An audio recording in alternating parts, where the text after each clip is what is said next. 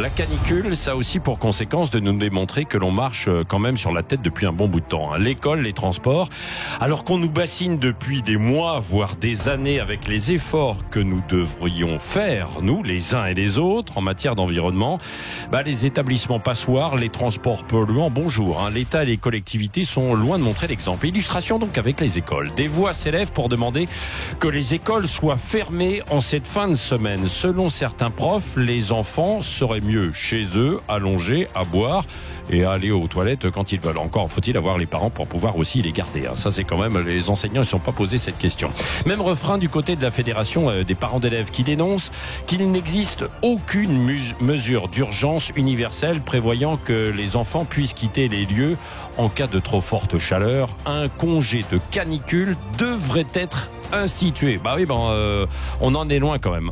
Et vous l'avez entendu aussi hier, les épreuves du collège, c'est-à-dire l'ancien BEPC ces épreuves vont être reportées parce qu'il fait trop chaud dans les écoles. Comme quoi donc il y a du boulot, les bâtiments scolaires ne sont pas tous bien isolés, passoire l'hiver, on chauffe à fond évidemment, et puis l'été, on étouffe. Alors qui est responsable ?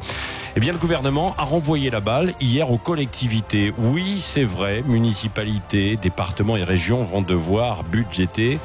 Mais là aussi, il va y avoir des dépenses, il va falloir s'en occuper. C'est la même chose dans les transports. On veut bannir les voitures.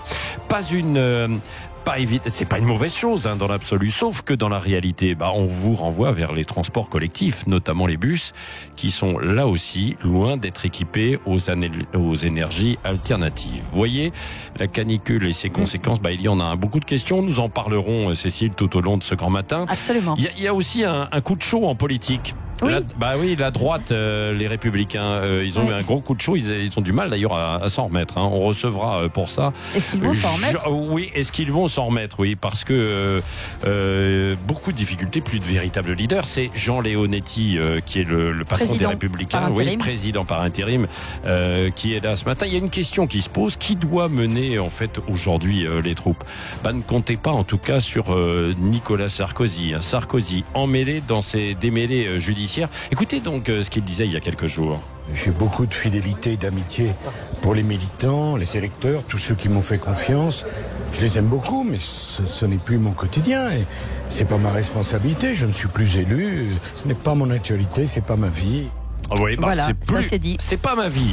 Ça, je suis pas certain. En tout cas, il publie justement un livre personnel, dit-il, qui va sortir dans quelques jours. Alors, c'est pas des mémoires, donc j'ai du mal à comprendre si ce ne sont pas des mémoires. Et puis des mémoires, c'est vrai que normalement, c'est à la fin de sa vie, bien sûr, mais c'est pas non plus l'annonce d'un retour en politique. Il doit y avoir quand même quelque chose. On posera la question tout à l'heure à Jean Leonetti. Allez, bon réveil, malgré la chaleur. J'espère que vous avez quand même bien dormi. Oui, parce prenez que une bonne douche froide, là, ça va bien. Oui, ça va bien se passer. Ouais, ça va bien se passer. Bon réveil. Merci d'être avec nous. Nous, on est ensemble. Pas les tongs, évidemment.